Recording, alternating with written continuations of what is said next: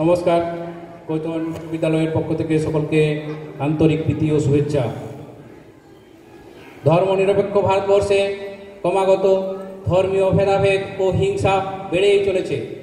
সকল দেশের সেরা আমাদের এই ভারত মাতা রক্তাক্ত হয়েছে ধর্মীয় কারণে।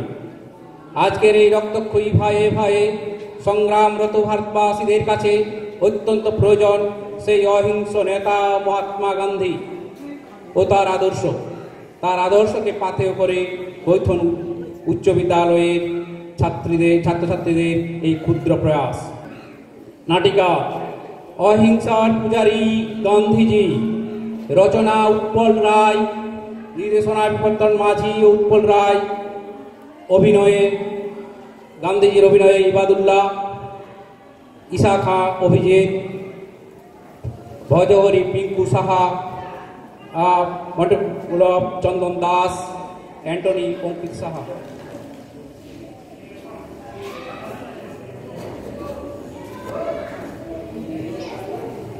আল্লাহ, এটা তো এখানে ছিল না, এটা কে করলো? এই বুড়োটাই বা কে? ছোটবেলায় বইতে দেখেছিলাম বলে মনে হচ্ছে। দরকারে ভেঙে দেবে স্ট্যাচু, এই জায়গা আমি নেবই। এখানে এক অপূর্ব সুন্দর মসজিদ বানাবো। আসুক ফটকে দালাল, দেখি সে কি বলে।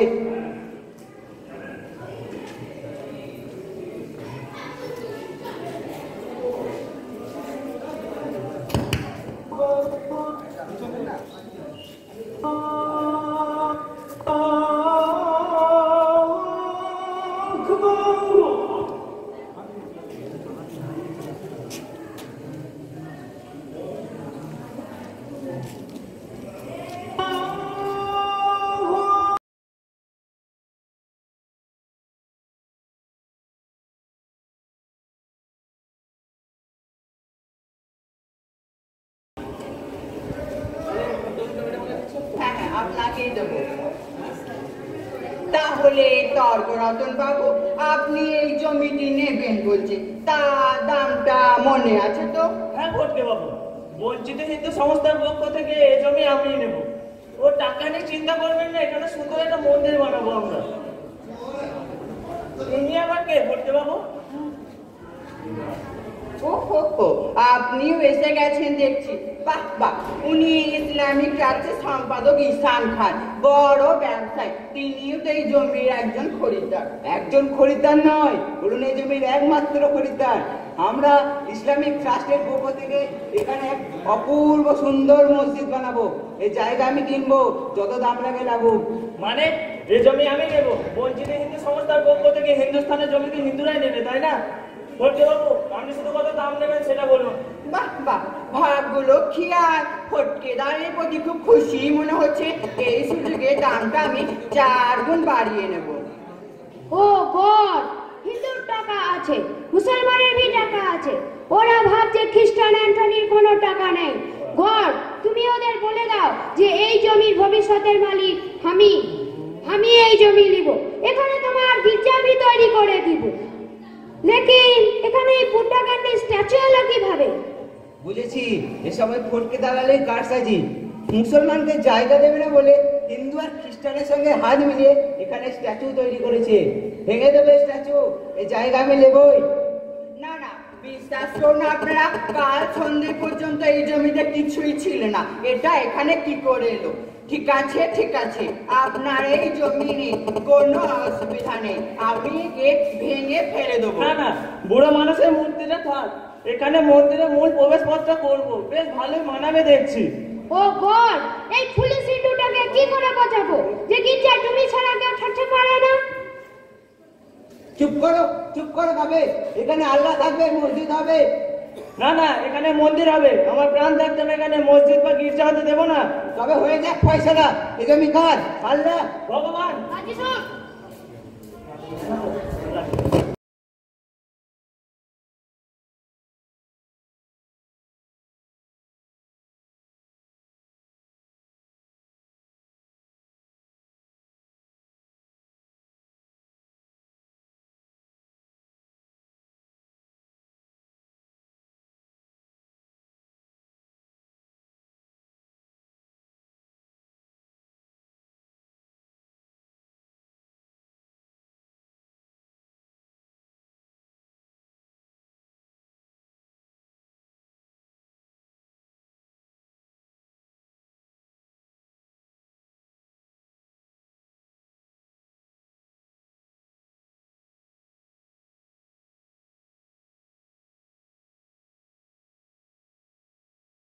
আমি নেবো। ওরে বাবারে জমি থাক আগে প্রাণ নিয়ে তো পারে বাঁচাও জল, একটু জল। আল্লাহ পানি একটু পানি ওয়াটার।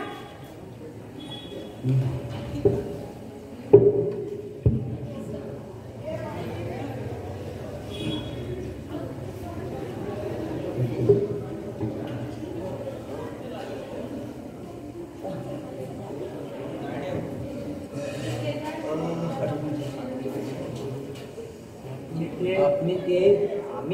আমি মানুষ, মহাত্মা গান্ধী আমার নাম। ওই যাকে তোমরা ছোটবেলায় ইতিহাসে গান্ধীজি নামে, আমি সে।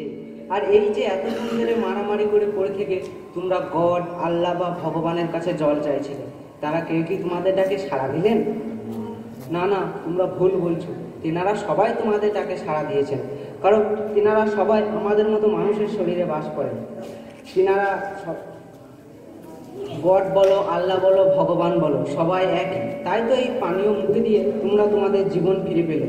আর এই যে এই জমি নিয়ে তোমাদের মধ্যে এই মারণ যুদ্ধ, এই জমি গড, আল্লাহ বা ভগবান কারণ নয়। এই জমি হলো দেশ মায়ের জমি, আমাদের ভারত মাতার জমি, যে জমিতে মিশে আছে তোমাদের পূর্বপুরুষেরা। এদেশ হলো হিন্দু, মুসলিম, বৌদ্ধ, জৈন, খ্রিস্টান সবার। এদেশে নেই হিংসা, নেই দেশ, নেই ক্ষোভ, থাকবে শুধু শান্তি। আর আমরা সবাই হব শান্তির পূজারী। তবেই তো এই দেশ মাতা তার বুকে স্থান দিয়ে আমাদের শান্তিতে ভরিয়ে রাখবেন।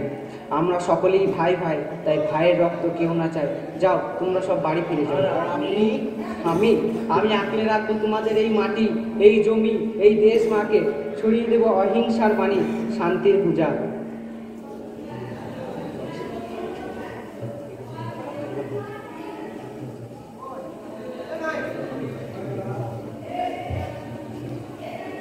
আমি লালন বহুরূপী গো, গান্ধীজি আমার আদর্শ মহাপুরুষ, তার নীতিতেই বিশ্বাসী আমি, ভালোবাসি তাকে মন প্রাণ দিয়ে। তাই তো কাল যখন ফটকে দালালকে রাস্তায় দাঁড়িয়ে এই জমি বিক্রির ব্যাপারে ফোনে কথা বলতে শুনলাম, তখনই একটা অশান্তি নাচ পেয়েছিলাম। তাই আজ আমার প্রিয় নেতার বেশ ধরে তার নীতিকে হাতিয়ার করে একটা বড় সাম্প্রদায়িক সমস্যার সমাধান করতে পারলাম, যাতে আর একটা অযোধ্যা কাণ্ড না ঘটে। এর জন্য আপনারা আমাকে ক্ষমা করবেন। আর আসুন আমরা সকলে দিকে দিকে ছড়িয়ে দিই গান্ধীজির অহিংসার বাণী, গান্ধীজির শান্তির পূজা।